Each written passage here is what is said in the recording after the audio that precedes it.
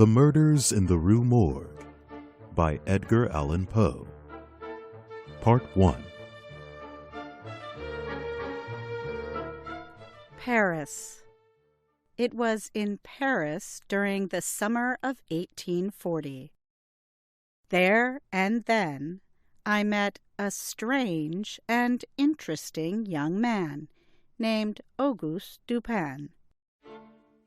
Dupin was the last member of a well-known family, a family that had once been rich and famous. Auguste Dupin, however, was far from rich. He cared little about money. He had enough to buy necessities and a few books. That was all, just books. With books, he was happy. In fact, we first met in an old bookstore. A few more chance meetings at such stores followed. Soon we began to talk. I was deeply interested in the family history he told me. I was surprised, too, at how much and how widely he had read. More important, the force of his busy mind was like a bright light in my soul. I felt that the friendship of such a man would be for me riches without price. So I told him how I felt and asked him to come live with me. He would enjoy using my many fine books, and I would have the pleasure of company, for I was not happy alone. We passed the days reading, writing, and talking. But Dupin was a lover of the night, so often we walked the streets of Paris after dark. I soon noticed that Dupin had a special way of understanding people. Using it gave him great pleasure. He told me once, with a soft laugh, that he could see through the windows that most men have over their hearts. He could look into their souls. Then he surprised me by telling what he knew about my own soul. He knew things about me that I had thought only I could possibly know. At these times, he acted cold and emotionally distant. His eyes looked empty and far away. His voice became high and nervous. At such times, it seemed to me that I saw not just Dupin, but two Dupins, one who coldly put things together, and another who just as coldly took them apart. One night, we were walking down one of Paris's long, dirty streets. We were quiet, both busy with our own thoughts. But suddenly Dupin spoke. "You're right," he said. "He is a very little fellow, that's true, and he would be more successful if he acted in lighter, less serious plays." "Yes, there can be no doubt of that," I said. At first, I saw nothing strange in this. Dupin had agreed with me. This, of course, seemed to me quite natural. A few moments passed. Then it hit me. Dupin had not agreed with something I had said. He had agreed directly with my thoughts. I had not spoken a word. Dupin had read my mind. I stopped walking. "Dupin," I said, "Dupin, I don't understand. How could you know that I was thinking of—" Here I stopped speaking. If he really had heard my thoughts, he would have to prove it. And he did. He said, "How did I know you were thinking of Chantilly? You were thinking that Chantilly is too small for the plays in which he acts." "That is indeed what I was thinking. But tell me, in heaven's name, how did you know?" "It was the fruit seller." "Fruit seller?" I mean the man who bumped into you as we entered this street, maybe 15 minutes ago.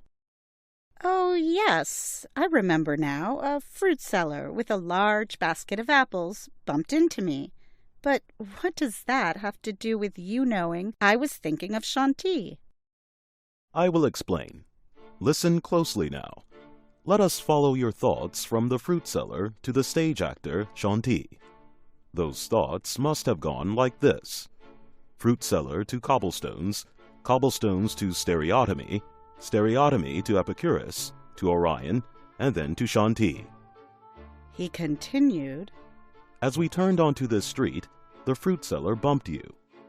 You stepped on some uneven cobblestones. I could see that it hurt your foot. You spoke a few angry words to yourself and continued walking.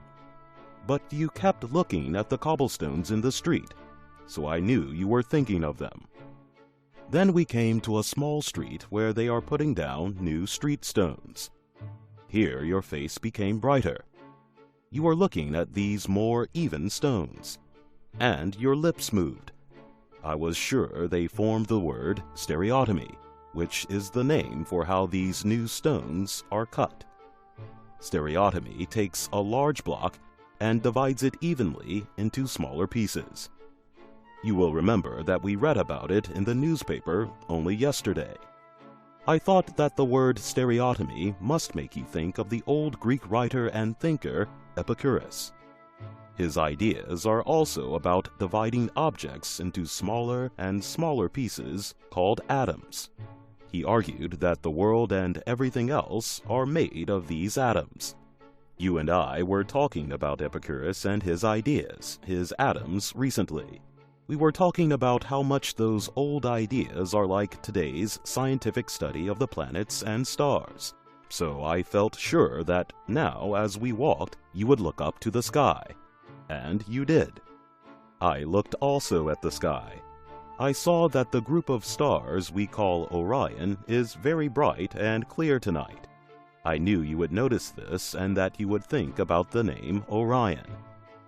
Now keep listening carefully. Only yesterday, in the newspaper, there was a report about the actor Shanti. The critic did not praise him, and he used a Latin saying that had also been used to describe Orion. So I knew you would put together the two ideas of Orion and Shanti. I saw you smile, remembering the article and the mean words in it. Then I saw you straighten up, as tall as you could make yourself.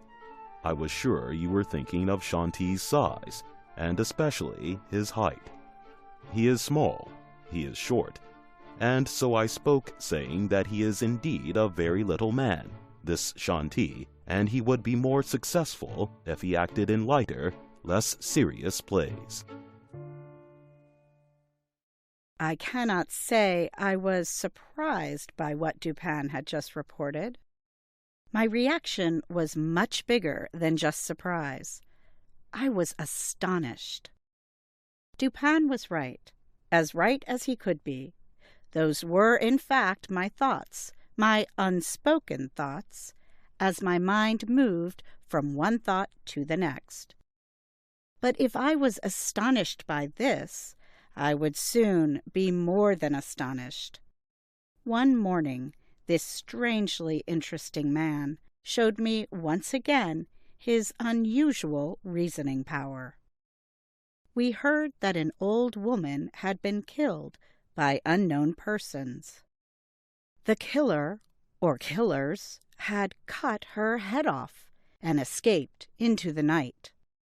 Who was this killer, this murderer? The police had no answer. They had looked everywhere and found nothing that helped them. They did not know what to do next, and so they did nothing. But not Dupin. He knew what to do.